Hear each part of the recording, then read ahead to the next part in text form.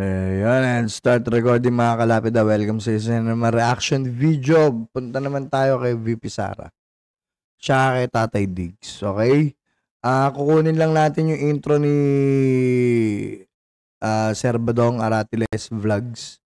Ayan. Tapos, yun yung gagawa natin reaction. Mabilis lang to. Kasi medyo nakakalungkot, di ba? Play natin.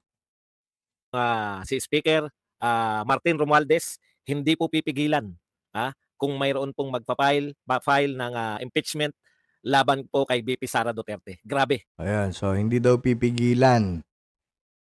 So, parang akala ko okay na sila pero mukhang hindi na naman. 'Di ba? So, mas malakas yung puwersa ng NPA sa sa House, no? Mas may impluwensya sila ngayon dun sa House.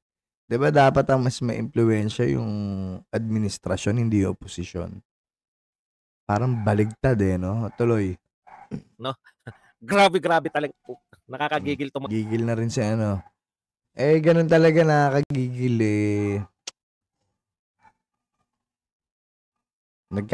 Nagpapabanguhan pa sila ngayon tuloy. Mga balita na ganito, no?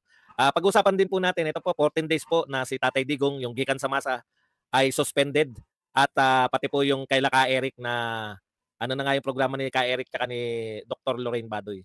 Ang tanong ko lang, meron po bang talaga na sa bansa? Meron na po ba sa bansa natin na yung dating Pangulo ng Pilipinas ay pinagbabawalan ng magpahayag?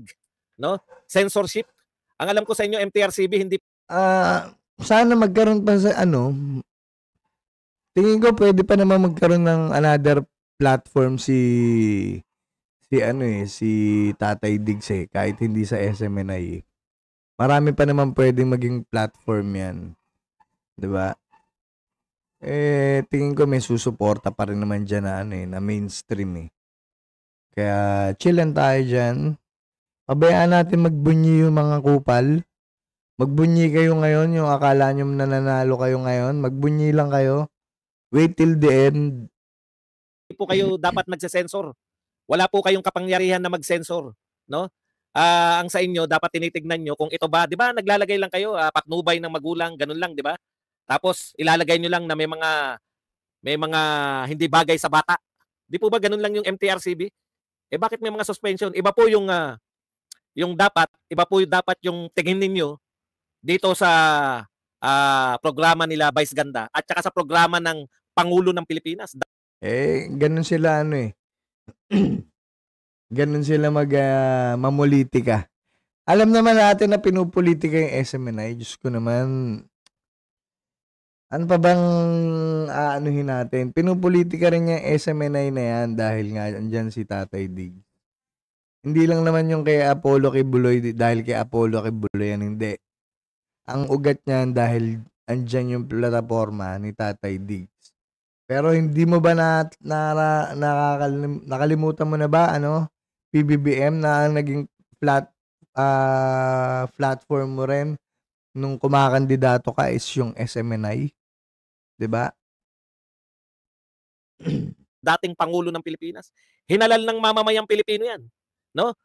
Tapos pagbabawalan nyo nang wala naman kayong basihan, kundi mga reklamo lamang ng reklamador lahat yung mga yan. Reklamo dito, reklamo dun. Yung nagreklamo na yan, matagal na po nagrereklamo yan.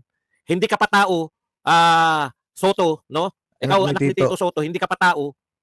Nagrereklamo na yung mga tao na yan. Tapos sasabihin nyo, dahil may nagrereklamo sa gikan ng masa, si President Duterte, presidente ng Pilipinas yan. Binoto yan ng tao. Masyadong, pipigilan nyo. Gigigil na rin pero relax ka lang, Kuya Badong, Sir Buds. Marami pang dyan. Mahaba pa yung oras. Masyadong mahaba pa yung oras. Ewan ba si Meliap yung dialogue ko ginagaya niya. Yung baka maging presidente, si Sara, maging vice president, si RT. Ba't kaya ginagaya ni Meliap? Tuloy nga natin to. Yung magsalita, ang dating presidente. Anong gusto ninyo talaga mangyari sa Pilipinas? Grabe, yung atake.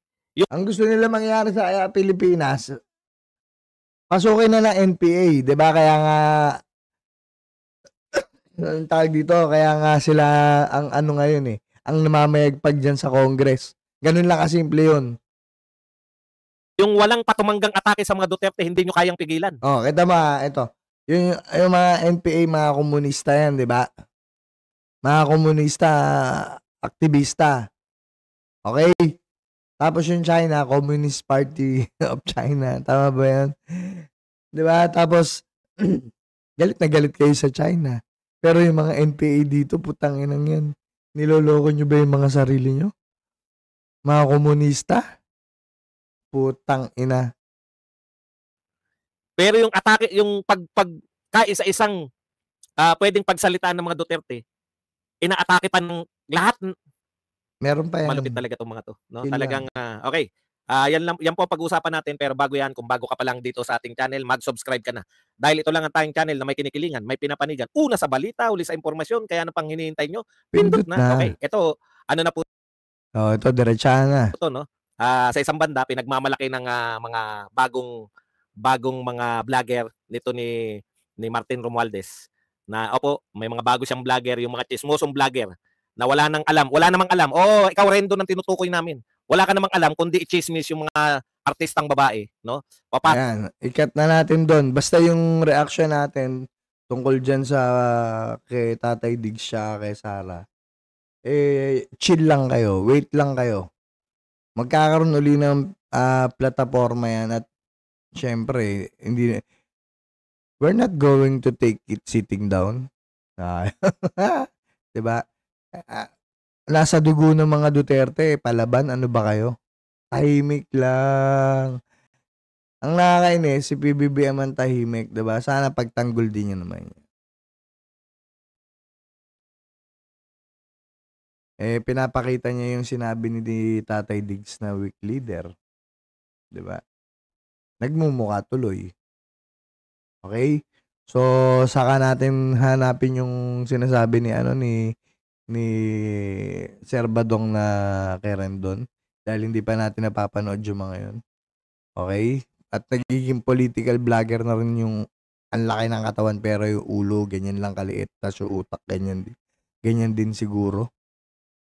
Motivational mo yung mukha mo. Okay? So, yun lang. Maraming salamat mga kalapida. Don't forget to subscribe tsaka like. Syempre. And stop recording.